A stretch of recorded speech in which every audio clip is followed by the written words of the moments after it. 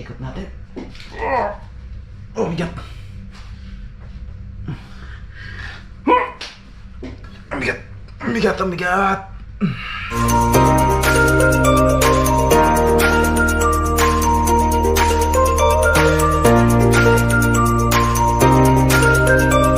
Guys, kamusta kayo lahat?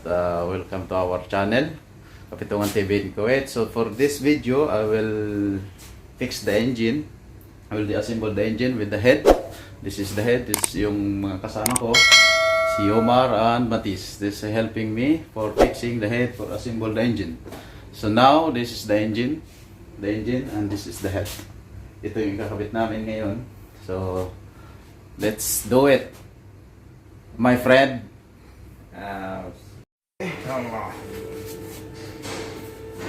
Let's go. Careful, huh? Give me a second. Give me a second.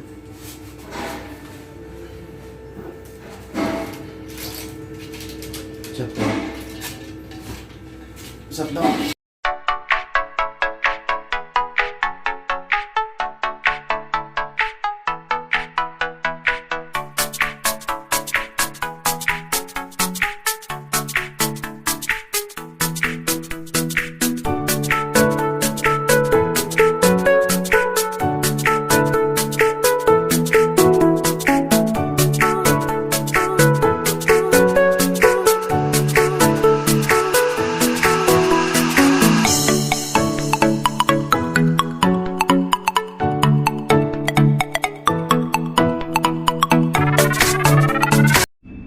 Nakabit naman yung head, fix already the head. So now we'll put the washer. This is washer for the this bolt. I put it here, the washer. Okay, so this is the washer and the nut. The nut is already put the grease. So for now we put the washer there. Yan lang.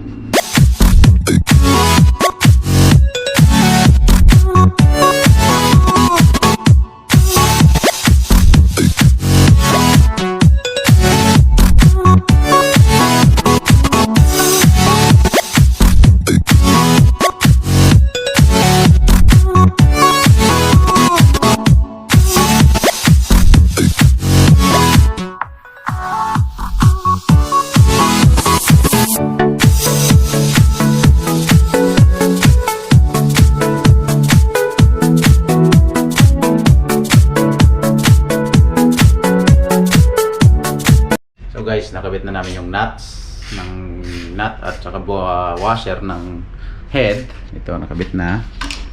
Ayun, nahigpitan ni Matis, Mr. Matis, nahigpitan na. So ngayon, ito torque na lang namin. Ito yung torque wrench. So gagamitin namin torque wrench para mahigpit ng maayos. Ayan.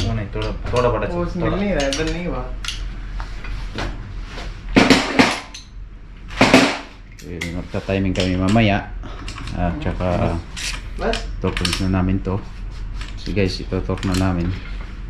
Yung torque pala ng tornilyo na to is performance bolt is like na 115 watts LVP. Okay. LVP, ha? LVP, sir. LVP yung pounds, foot-pounds ang ginagamit namin dito. So 115 foot-pounds yung itutorque dito, pero hahatiin namin sa tatlo. Yung 115 hahatiin namin sa tatlo para hindi ma-pressure yung hindi ma-persa yung yung thread. So hahatiin namin sa tatlo, divide namin sa 3 yung 115 or 120 foot-pounds para hindi ito masira yung thread at saka hindi ma-persa yung thread doon sa block sa crankcase. So guys, tara. Samahan nyo si Matis kapag torque wrench.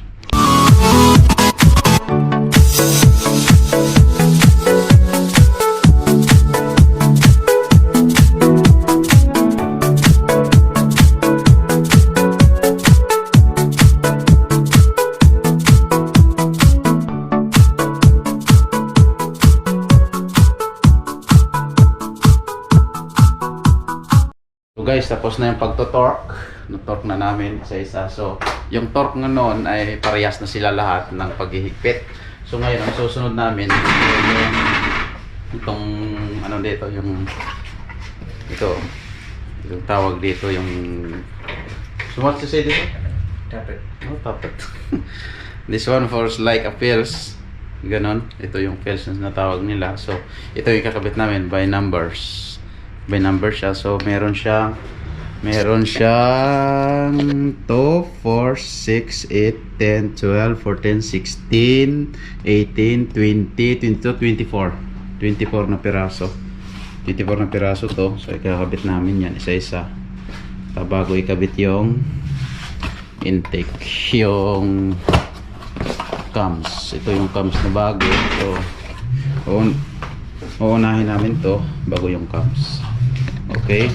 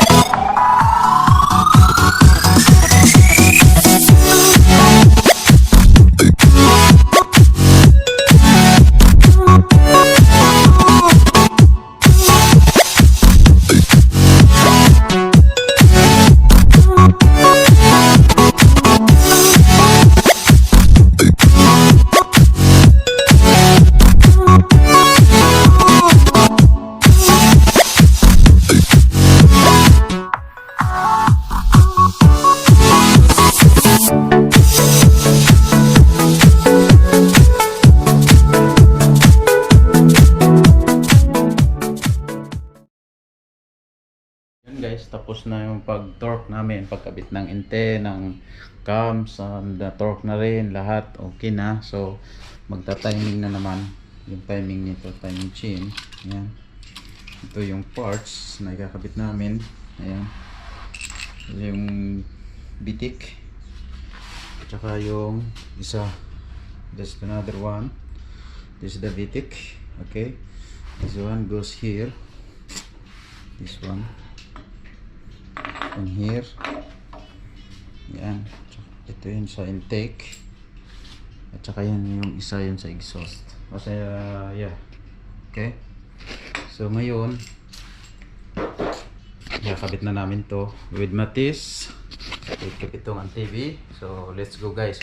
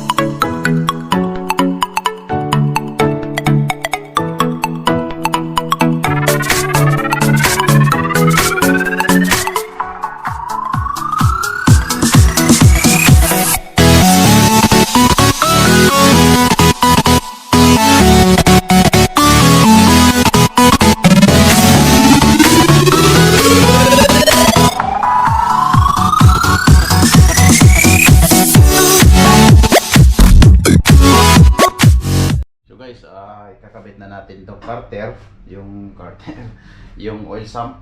Yan dito. May welding na ng may welding na ng return for sa turbo, oil return for the turbo tinan. So ito yung carter, yung oil sump. Ito yung oil sump, ikakabit natin dito sa ilalim. Yan. So iikot natin to para makabit natin dun sa ilalim. Let's go guys.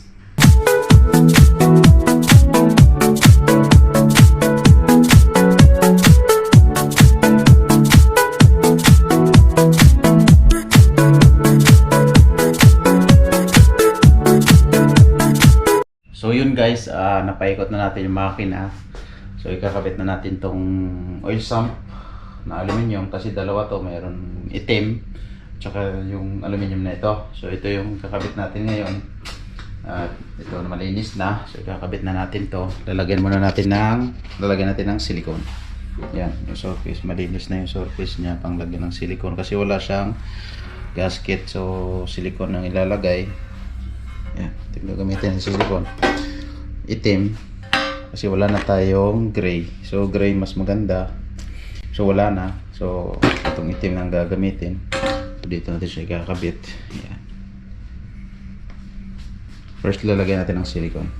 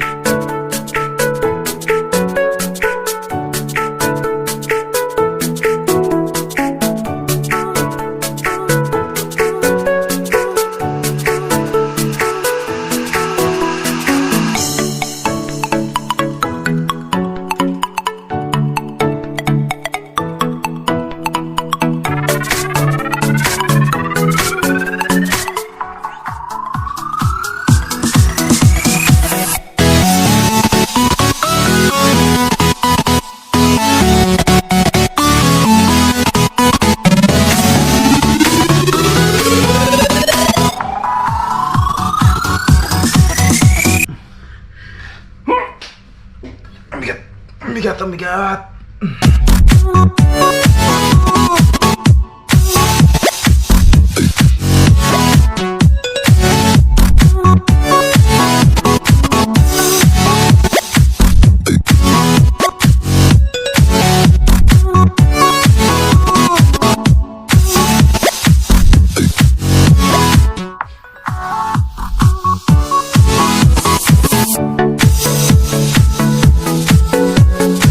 So yun guys, tapos na yung pag-assemble natin ng makina.